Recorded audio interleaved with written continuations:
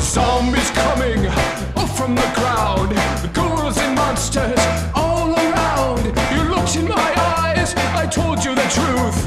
All I want is candy and a kiss from you. I fell in love on a Summerween night when you ate my soul, when you made me die. Welcome to Mystery Shack Look Back, a nostalgic time capsule and no spoiler book club of the original Gravity Falls fandom. We are your curators. I'm Charlie. I'm Ella. Ella? Yes, Charlie. It's guest time. Guest time? That's my most favorite time. What a glorious time of the year, of the week. Will you please open up the guest compartment? Oh yeah, okay. Is it this one? Yeah, it's just the bag where I keep our guests. I was just trying to make it sound fancier. Hold on. Let me just. Okay, I'm feeling around. Whoa. I suppose that this pregnant pause is when I'm supposed to come in. Hi, I'm Grupp. Oh my gosh. Kyle was supposed to be here, but he shoved me out of the bag instead. So I'll be watching the whole episode with... No, I'm not going to do that. Hi, everybody. It's me, Kyle Carosa. If anyone listening doesn't know what Mighty Magiswords is, that would have been delightfully confusing for them. But I guess that is a good segue into the fact that you created a TV show on Cartoon Network. I did do that. Yes, I created the show Mighty Magiswords on Cartoon Network. And the voice you were just doing is from their little Yoshi. Oh, but we love it. And it is such a joy to have you with us. Such a gift. Such a gift. Happy to be here. You storyboarded for Fishhooks. I did. Unfortunately, nothing I did actually made it to air, but I did storyboard on Fishhooks for a while. That's showbiz, kid. Well, what's interesting is that, I storyboarded 2 episodes, and episodes that have similar themes to the ones I boarded ended up on, but what I storyboarded followed the outlines that they gave me, and they must have decided that, what was going on in the outlines, it wasn't working. So they must have rewritten the outlines and completely reboarded them. Gotcha. So you're, because Fishhooks is board driven and not script, right? So you're working from an outline. And at least for the beginnings of it, I was in the same building as where Gravity Falls was being made, and Alex came by and said hi at one point. There we go. That's what I was actually trying to lead into. Have you met him? So that is a definitive yes. Yes, I did get to meet him a few times when he was still a student at CalArts, and, we hung out a little bit, but, he was always just, so nose to the grindstone on whatever film he was working on that, it was hard to get him to hang out at all. And, yeah. It was usually I knew his girlfriend at the time and just kind of, barge in, make him mac and cheese, and leave. As one does. Although... At one point, I did record a theme song for one of his short films called Metronome. Oh, interesting. Unfortunately, this doesn't appear to be found or even mentioned on the internet anywhere. So Kyle Carosa has sent us his theme song for Metronome, Alex Hirsch's student film, for, I guess for us to exclusively be able to play on this podcast. So here's a little treat for you. Little gnome took it up in a forest one day, picked up by a truck and was taken far away, wound up in a city far away from his home, and that's the way he became Metronome. Metronome. He made actually a bunch of really good student films that, for whatever reason, aren't online or mentioned online at all. His... Yeah, I know that I've done, mental calculations of, okay, there's way more than 4 that I know about, so it's not like it was a film every year situation. It was the Walby stuff, at least, is on his YouTube account. Yes, we talked about 3 on this show. We talked about, Off the Wall with Walby. We talked about Imaginary Friend, the one with Nixon. One with Nixon, yeah. And we talked about Teddy Roosevelt, You So Crazy. Yes. Yes. And then, besides that, I think still while he was in school, there was Cuddleby Hugs and such. Do you guys know about that one? No. I think that was a Nickelodeon short. It was only 2 minutes long, and it's D. Bradley Baker as this bee that wants to be friends with a deer. Okay. But speaking of shorts programs that I think were on Nickelodeon, you did Moobeard the Pirate, right? Yes, I did Moobeard the Cow Pirate as kind of actually one of my first industry jobs. And that was super fun. I love that a lot. Thank you. I adored Moobeard. Yeah. I'm actually, I don't know how to turn on my webcam on Skype, but I am just in a room completely head to toe in pirate memorabilia. Oh, cool. Well, so Charlie's gender is pirate, for context. They, them, yar. So I have seen pirates crop up in everything you have worked on. Has that been a fascination of yours? I think my fascination with pirates just, like, started around when I made Moobeard, because that's when, like, you know, the Pirates of the Caribbean film started, and just, like, suddenly pirates were in. Oh, and, like, I was getting into One Piece at the time, and so it was just like, yeah, pirates, I could do something with pirates. But yeah, making the Moobeard short was super fun. I actually made a new version of the pitch just a few years ago, but unfortunately everybody turned it down. But that's just one I keep in my back pocket because I still think that would make a great show. I can also see elements of it that survived into Magiswords. He has kind of his sleeves of holding where you can pull out any object, which is kind of Magiswordy, which is such a fun, like, I don't know, there's a lot of potential there. Well, yeah, we also had Keelhaul Cove, which is, you know, filled with pirates, and we had the pirate mayor in there. I adore that location in that episode. Yeah, and then that was the one that they recommended to me off the bat because it has pirates and gender nonconformity. Right.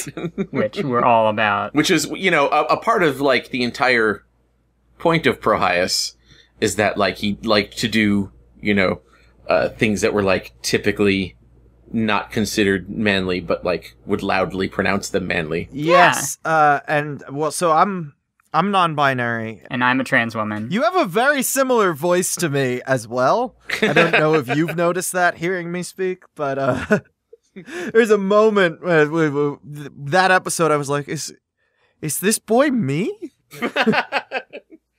It's me, your inner child. Are you my inner child? You're older than me. How did that happen? As someone who is also, you know, in the cartoon world and a cartoon character herself, and also an animator, I'm very jazzed to get to talk about a cartoon with another animator. Yeah, I saw the clips of your film at the top of your Twitter, and I'm going to need to go, like, actually watch them after this, because it looked really good, Ella. And I voiced in it. Yay! Yes. Charlie voiced in my thesis film, Slam Poet, for you listeners. You can check it out. I do way more voices in Funny Business, which you should also check out. I would like to. Yes, Funny Business, my third-year film.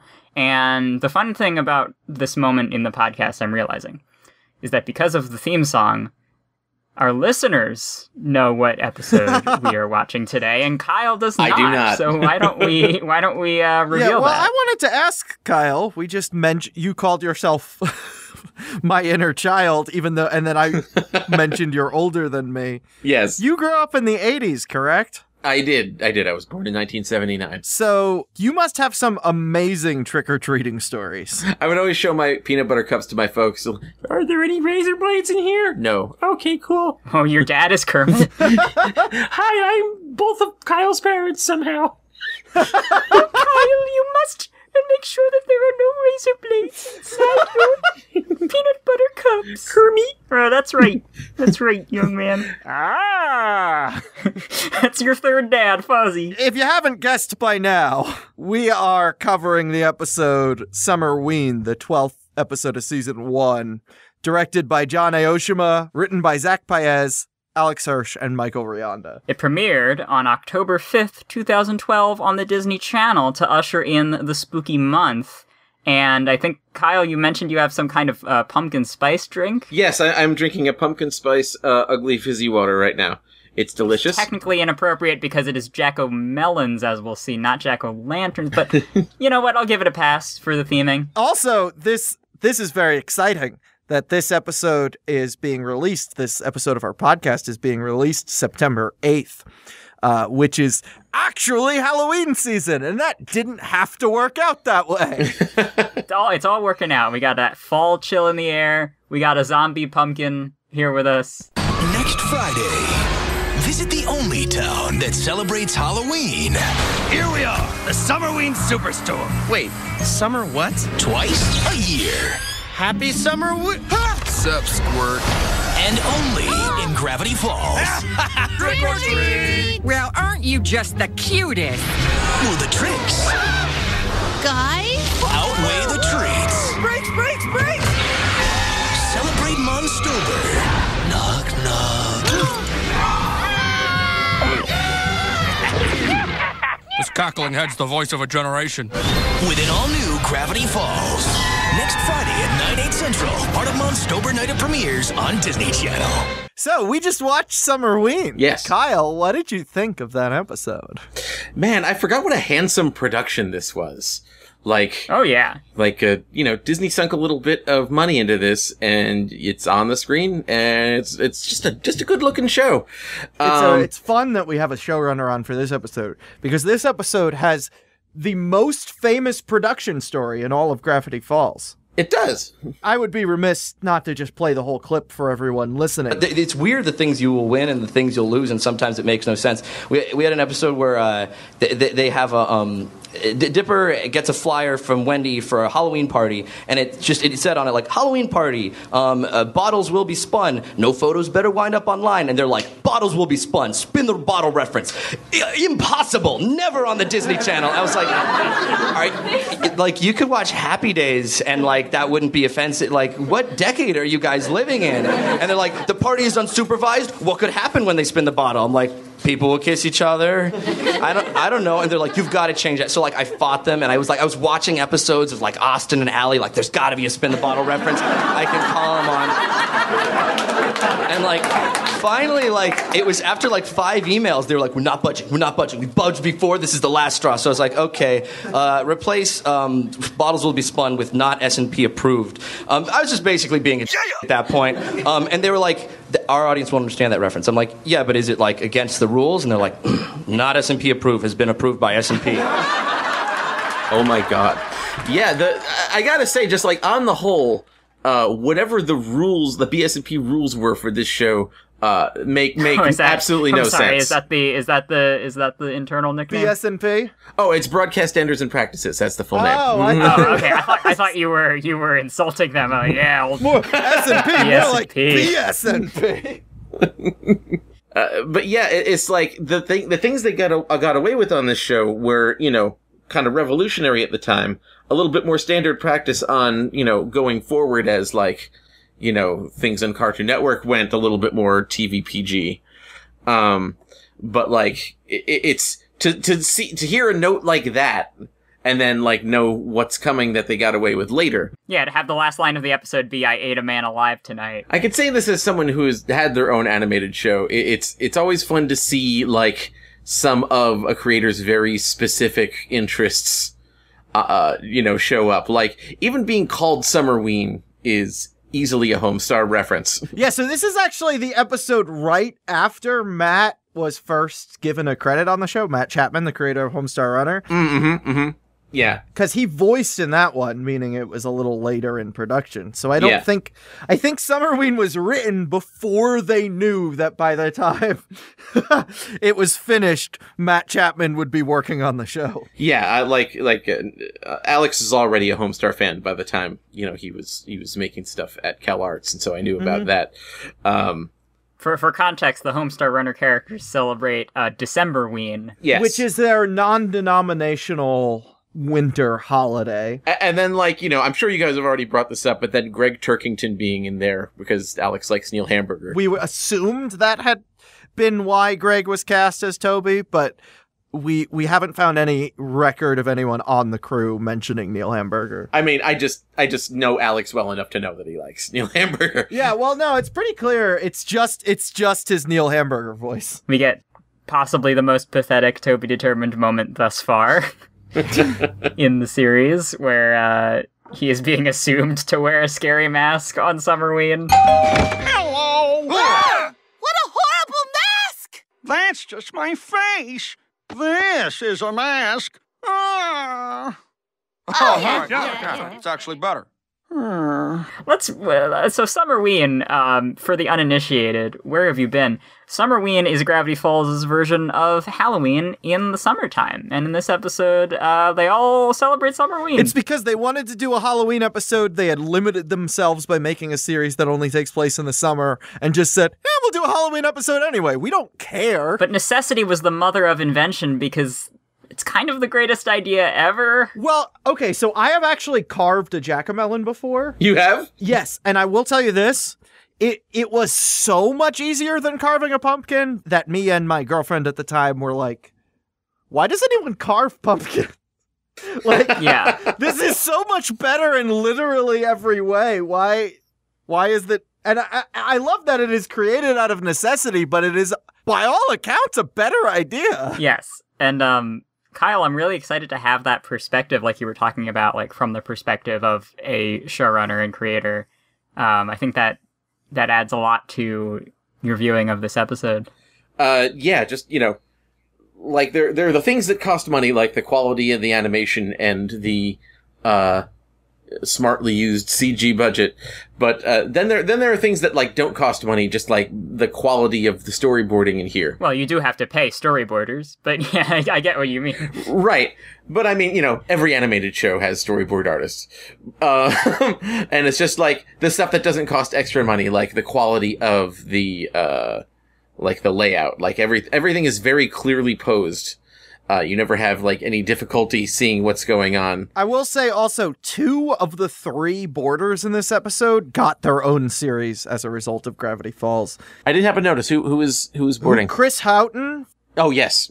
One of the Houghton brothers who created Big City Greens. Co-created Big City Greens. Boarded this episode, as well as Matt Brawley, who created Amphibia. Yeah. Yeah, I got to work with Chris on Fanboy and Chum Chum. He was a storyboard revisionist. He was actually replacing my revisionist job as I moved up to full board artist on that show. Ooh. And so that might have been his first gig. I believe Chris also was a character designer in this episode, I believe. That makes sense. Yeah, or at least contributed to the design of the Summerween Trickster. Yes. My favorite story about the Summerween Trickster is that Alex told Disney Casting, find me someone who kind of sounds like Candlejack from Freakazoid. Oh, that's interesting. So Disney Casting just called Jeff Bennett, who voiced Candlejack. Makes sense. Candlejack being a very similar legendary monster that will kidnap you if you say the name Candlejack. Yeah, they're introduced in the same way where someone's telling a scary story.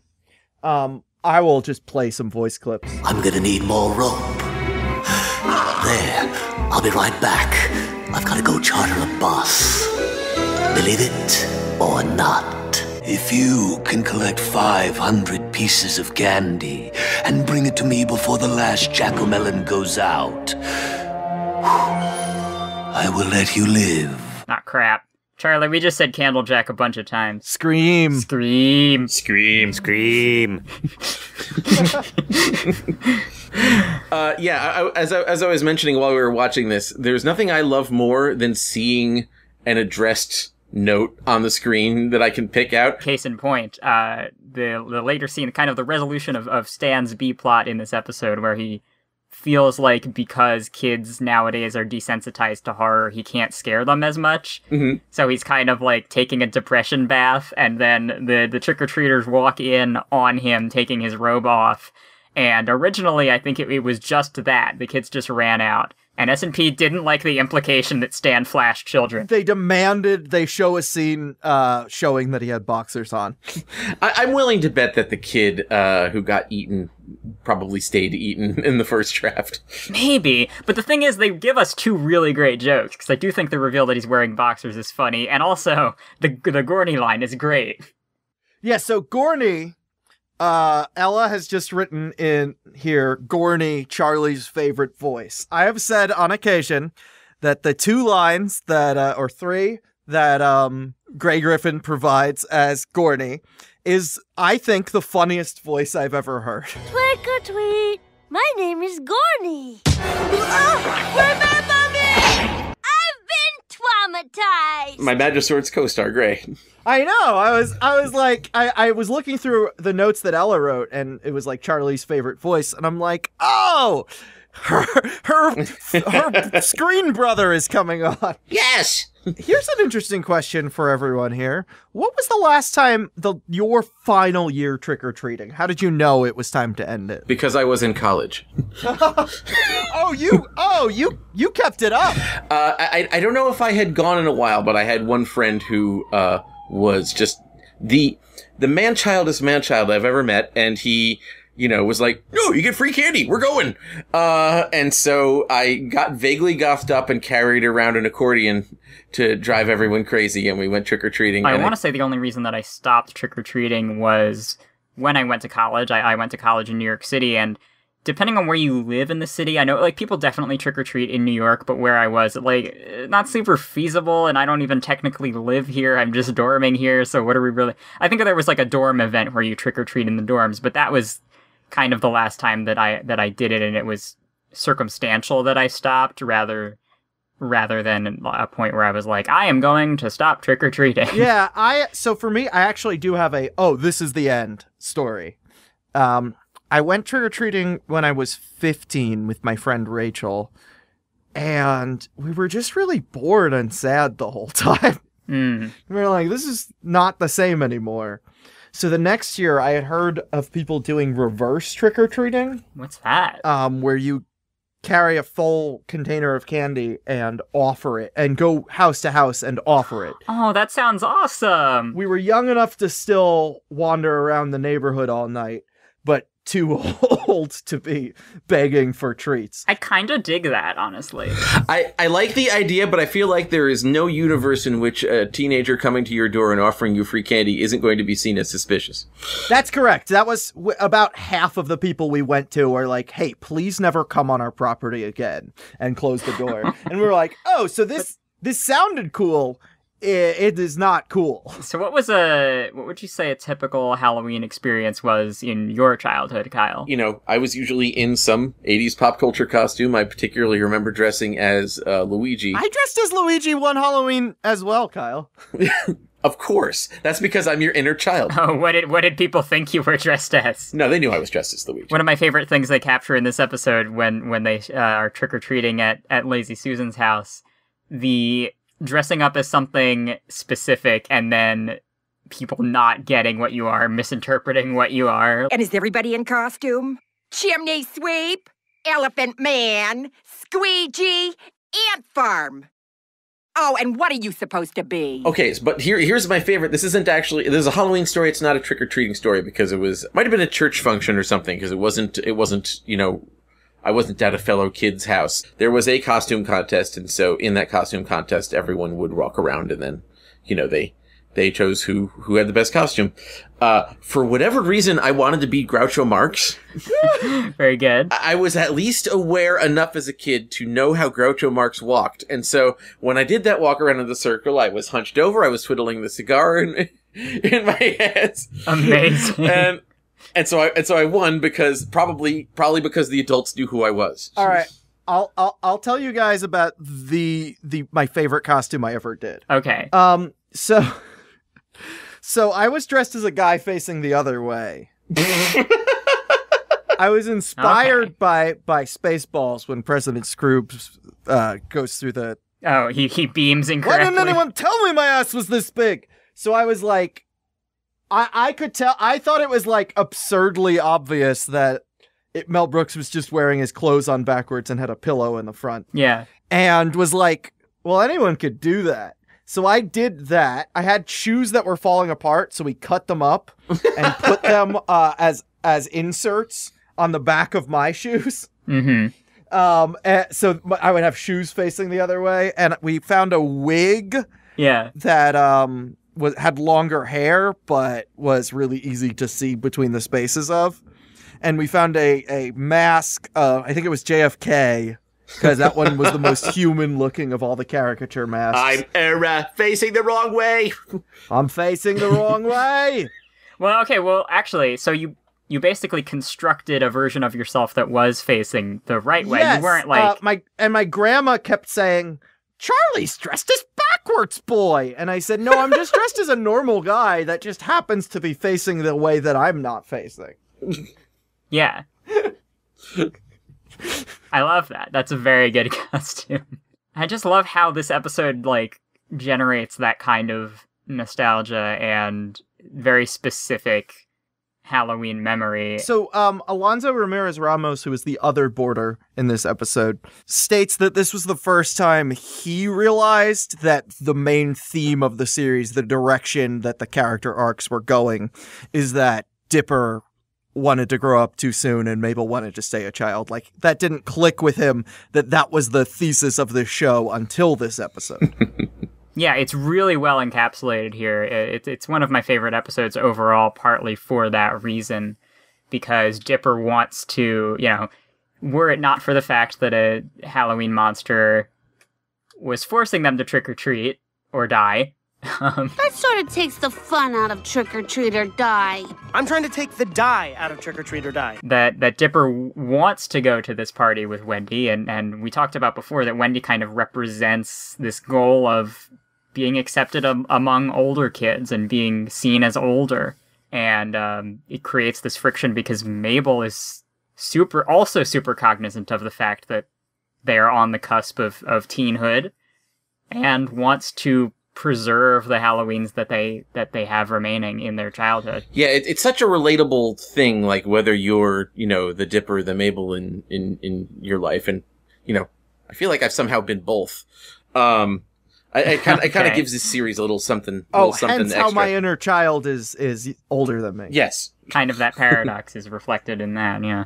So I love the emotional side of it, and I also adore the supernatural aspect because we've talked about Jeff Bennett as the Summerween trickster being basically the Candlejack voice. The body is very No Face from Spirited Away, and a lot it was something that everyone instantly pointed out, and then on the blog, Chris Houghton confirmed that, like, yes, that's what we were going for. We've got the mask on a big old kind of amorphous body. What happened was Chris Houghton was trying to design the character, and he was like, well, this is starting to look a little like well, that's fine. And then he just decided to lean into it. So it was a coincidence that was turned into an intentional reference. Yeah. And and he takes on so many different forms, and they're all equally unsettling. And then the twist with the Summerween trickster, it is revealed that he is actually a monster made out of loser candy, which is kind of the candy that nobody really wants, the candy that you kind of don't really want to... Which is another, very specific thing that you never hear talked about in fiction. Exactly, which is why I love it so much. Kyle, he's Candy Jack! Candy Jack! But, because it's another thing that's just so real, like, that everyone who has gone trick-or-treating can relate to getting, what was it? Sand Pop, gummy chairs, Mr. Adequate Bar. So the Summerween trickster, at least in my eyes, manages to go from terrifying to hilarious to completely empathetic. No one would eat him, so he's just so angry that he wants to eat everyone else. And Seuss is the first person that he's ever met that doesn't really care. That just will kind of indiscriminately eat candy. There's no real loser candy in Seuss's eyes. And it is so kind of grossly touching the way that the trickster reacts to that. Like, he is dying, he is being eaten, but he's dying happy? And, I don't know why that touches me the way that it does, because it's a mound of sentient candy. It is really weird to see a man crying tears of happiness as he is being eaten to death. And the tears are also candy corn. Yeah. But kissing we can't have that. Cannibalism, just fine. Kissing, ew, no. Well, kissing is allowed. Kissing is in plenty of episodes. It's just when the kiss is won in a game of chance. Right. And even in Gravity Falls, there's a line in Gobblewalker, I thought you kids were off playing Spin the Bottle with Seuss. So it's... Oh yeah, wait, they got away with saying Spin the Bottle in an earlier episode. Kyle, is S&P as fickle of a beast as it seems? Yes, there have been times when, we were able to say, kill or death or things like that, and then other times when we were not allowed to do that at all. Yes, but yeah, in our case, the reason half of the things that Vamber says in her faux British accent are made up is because any of the times we used a real one, we got flagged for it. Even stuff say, crikey, that you would think would not be a problem at all we would get flagged for. Please watch Mighty Magiswords, all our listeners. It's very fun. Our credit scene is just oozing 2012 here, because they've dressed up Waddles in his Summerween costume is a business pig. And so we get a bunch of impact font memes, a montage. One says, "I can has promotion," referencing "I can has cheeseburger." Yes. Topical. And it's all set to 9 to 5 by Dolly Parton. So, okay, I was looking forward to you talking about this, because this is the first time I've ever heard a Dolly Parton song. What? Really? Yeah. Not counting Gay Dean, the parody of Jolene from Community. But yeah, no, I had never been exposed to Dolly. The first I had heard of Dolly Parton was Pinky and the Brain. I'd say that puberty has been inordinately kind to you. Yeah. And I was familiar with the public figure of Dolly Parton and never having heard her songs, I assumed her to only do country music. This is Right, so it doesn't have the sound that you associate with her look. No, this is a pop song. Mm-hmm. So I assumed this is Disney Channel. This must be some pop star that they are promoting currently. Interesting. Oh, okay. That's funny. Wow. Huh. No, I mean, I think that's why Dolly Parton is so well known, is that she kind of has kind of a crossover appeal, because it's not so strictly by the numbers country. Recognize our lady and savior Dolly Parton, who helped fund the Moderna vaccine? Well, no, Yes. I know that she funded the vaccine and that society exists because of her now. No, yeah, I have heard 2 Dolly Parton songs. Jolene, which is a folk song, and 9 to 5, which is a pop song. And I know that she also created a restaurant called Pirate's Voyage, which is like Medieval Times. Really? Why would you know that? Oh, no reason. I plan to go there for my 30th birthday, actually. Cool. Well, it's like Medieval Times, except they sing shanties written by Dolly Parton. Oh. All I know is that everyone says Dolly Parton, the country singer, and I am only familiar with her sea shanties, folk song, and pop song, and that she saved the world recently, so I'm like, oh, I guess maybe she could do anything? But yeah, actually, my plans for my 30th birthday bring up something else I wanted to say about this episode. Uh-huh. I am only becoming Dipper recently. Since I turned 26, I'm 28 now. I have been happier than I have ever been in my entire life and more comfortable as myself. Oh. And I've come to realize that I'm just really excited for my 30s and no one around me is. And when I'm like, I'm gonna be 30 soon, everyone's like, oh, geez, sorry to hear that. And I'm like, what are you talking about? Yeah. Yeah, like Bo Burnham wrote a whole song about, oh god, I'm turning 30, and you're like, yeah, that's awesome. Yeah, and I'm constantly surrounded by people trying to make me feel old to like mess with me at work, and I'm like, yeah, that made me feel old, which made me feel great. Do you know what I'm doing when I get home? Whatever I feel like. Yep. And Ella, we were talking about last week how most Gravity Falls villains find this good balance of terrifying and funny. But I think this is definitely taking it up a notch in terms of scariness for sure than what we've previously terrifying. seen. I mean, that's what you usually do with your Halloween episodes, is try to make them the scariest one. But there are scarier episodes of Gravity Falls, which is fun. Yeah, from here it kind of becomes standard. Yeah, this is the beginning of an escalation of the villains. Which is super fun. But we can't talk about upcoming episodes. What we can talk about is what people thought would be in upcoming episodes. So Kyle, if you will follow us right this way, we are going to hand you over to our friend Grunkle Stan, who is currently dressed as Grandpa Munster. Oh, okay. Ladies and gentlemen, right this way to the Hall of Conspiracy.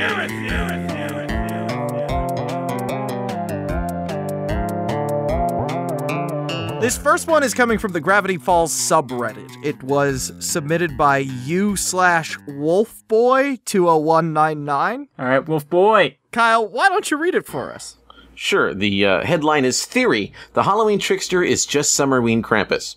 So, my theory derives from the similarities of Krampus and the Trickster. They both come on a specific night. Krampus comes on December 5th, and the Trickster comes on Summerween night, both to eat kids who have been bad in their eyes. They're both technically demons, or at least paranormal entities.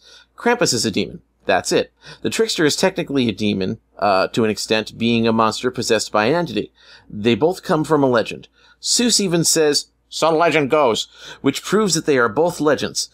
They actually may be the same entity because of the resemblance. Krampus might not even be a thing in that universe, which is taken up by the role of the trickster. Right, so I was interested by this. It's not exactly a theory in that they think that the show will confirm this, but just that pointing out the cultural similarities. This is also from the Gravity Falls subreddit by u/slinging slasher. That's slinging_slasher without an E. So the headline is, why is there an extra person in the Summerween episode? And they're pointing out that this is the scene where they're hiding in the Summerween Superstore as the trickster is chasing them. And they say, so I was watching this episode and Seuss is in the gorilla costume off screen. Mabel and Dipper are in the two robes with masks in the middle and the right. And Candy and Grenda are on the clothes rack. But there is a costume next to Dipper and Mabel, and they're saying, who is the third robe and mask? I thought maybe that's how the display was in the store, but in the previous scene, the masks were sold in a bag, and also the third robed figure has hands, just like Dipper and Mabel, and also shoes, just like Dipper's shoes. Does anyone know if this is really a person, or am I looking too far into things? It's Morty, but we won't find out that for another few seasons of Rick and Morty. Yeah, that's good. Yeah, I love that the fandom has shifted from talking about this, like, I don't know, maybe this will be important, maybe it won't, I don't know, to, this is something, I swear it! Yeah, because most people, when they were pointing out Blendin Blandin's cameos, were like, I don't know, maybe it's just a little fun Easter egg, it doesn't mean anything, and now they're like, okay, this has gotta mean, like, they are erring on the side of it means something. These past 2 episodes, you've sent me these long, rambling Tumblr posts to read, which is a very fandom vernacular. And in our first couple episodes, none of the posts were phrased in this very casual way where they talk about the characters as if they're friends with them. And I was curious when the shift happened, because it's clear it's gone from, hey, there's this new show on Disney Channel, you should check it out, to, oh my god, you won't believe what Mabel said this week, I think it means this. Yeah. And I was talking with our friend Shelby about, like, when do you think the shift must have been? And she's like, it was when Blendin was revealed to be real. The way people are starting to talk about this show has shifted, and that has allowed for people to be like, maybe it's an animation error, maybe it's alluding to something coming up. I don't actually know. Yeah, exactly. This one is from the Wild Mass Guesses page on TV Tropes. And it says, Gravity Falls is a literal ghost town. Once someone enters Gravity Falls, they can never go out. Because while there are many ways to stumble upon it, it becomes very difficult to exit. Remember how in Irrational Treasure, Dipper, Mabel, Tremblay, and the cops were on their way to Washington, but never made it? And how the cops were apparently gone for the duration of Time Traveler's Pig, but back during Summerween? That's because they never actually left Gravity Falls. Also, every tourist we see entering the shack can still be seen in the town in later episodes, but doing different things. It's the kind of place that gives people goosebumps, because people go into the woods, but never seem to come out. And again, this is the kind of thing where you would think, oh, well, they just reused the character models of the tourists if this was the beginning of the show. But at this point, they are not giving the show the benefit of the doubt anymore. Ella, what I love about, you know how, like, every show has a coma theory? Yep. So this actually is in a line of TV Tropes. No one can leave the series location guesses, and I do know where it originated. Was it Pokemon? It was Saved by the Bell. Really? In some episodes of Saved by the Bell, the Max, the place where they hang out, is explicitly stated to be their school's cafeteria. Oh. In one episode, the football team that they're going to encounter at the school's game, they go to the Max and see they're there. And people say, well, yeah, because the opposing high school is in Bayside High School.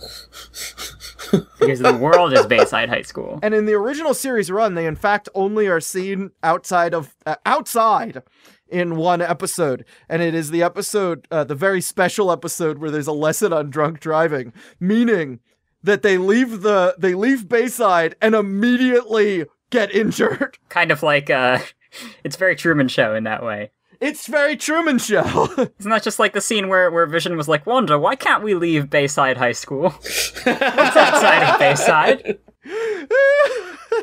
So I never understood it to like be that the Max was the cafeteria, but like now hearing that's super weird to me because like Paul Zalim's character was named Max, the magician character who was there for a while. Does that mean that just like some rogue magician wanders in, he's got nude pictures of Mr. Belding or something, and he says, "Look, your cafeteria is mine."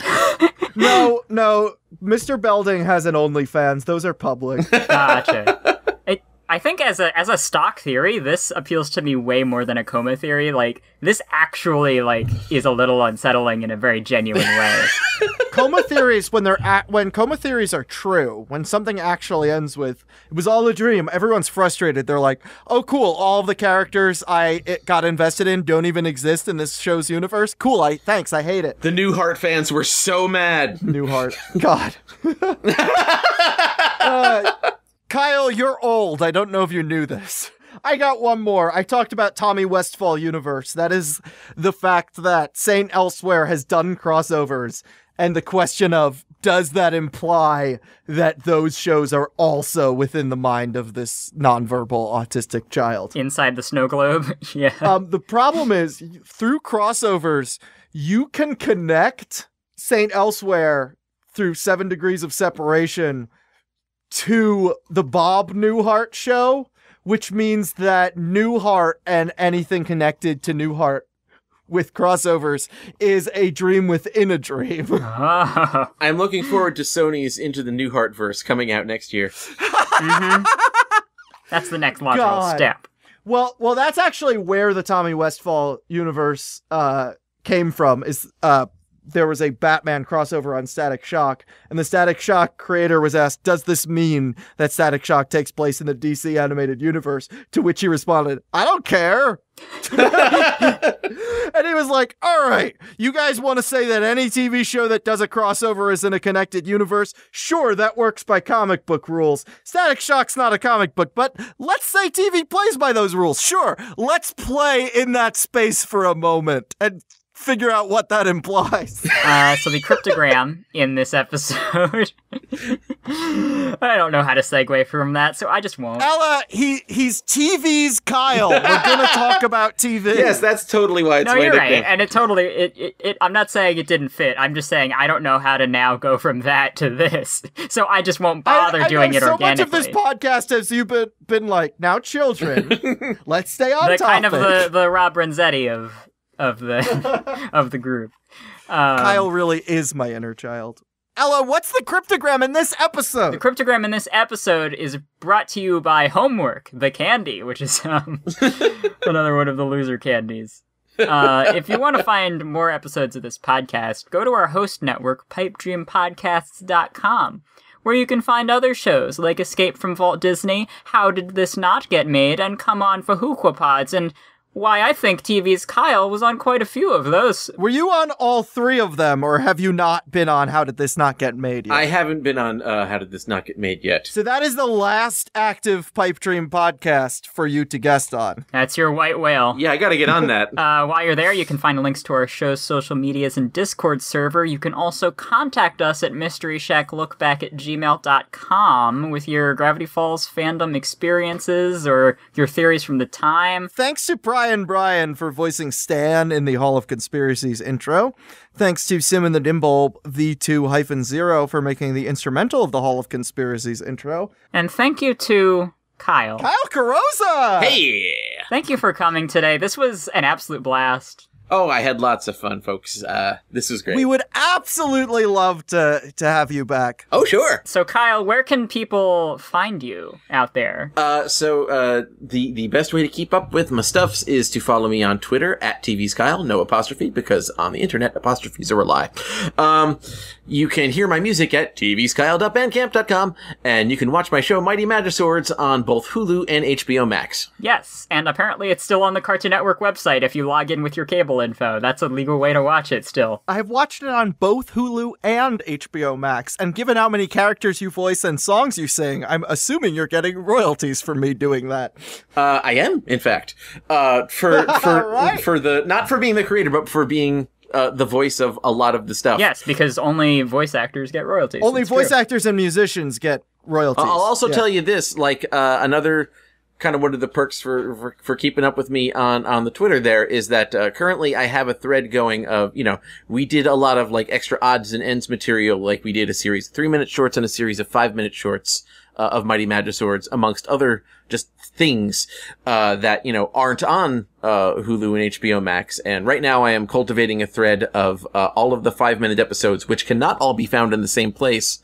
In fact, some of them have not been are not currently anywhere on the internet until a mysterious person who's definitely not me is uploading them to a Dead Media YouTube account.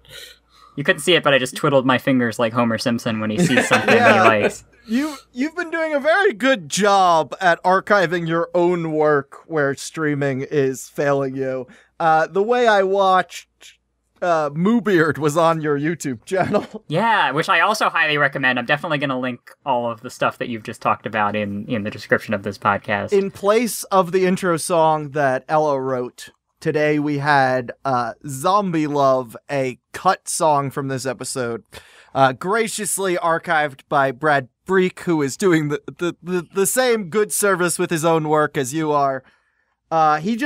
He's been posting about the upcoming Gravity Falls album. Go follow his YouTube. I hope this song is on there because it's one of my favorites. I'm now going to play us out with my own cover of that song because I love it so much. And I have one of my favorite things in the world for no reason is the Monster Mash and Monster Mash sound-alikes, and this totally captures that. Wow. Giant spiders, I don't care. Wow. Brown stuff in my underwear. Wow. You took my heart and all of my limbs. Wow. All I ask in return is just one kiss. I died on a Summerween night when you ate my brains. Now I am undead. We were asked to do a basketball episode, and so I made an episode called Grupp Jam, in which we treat Space Jam. Wait, hold on, back up. You were asked to create a basketball episode? Yeah, they were doing a tie-in with the NBA, so I think all the shows were asked to do a basketball episode. And so, when they told me that, I quickly grabbed I quickly grabbed an index card and wrote down as fast as I could Grupp Jam, held it up to them, and they're like, all right, Kyle knows what to do. So yeah, I made this episode treating Space Jam as if it's like a fairy tale that's been retold a million times and we're just doing our version of it.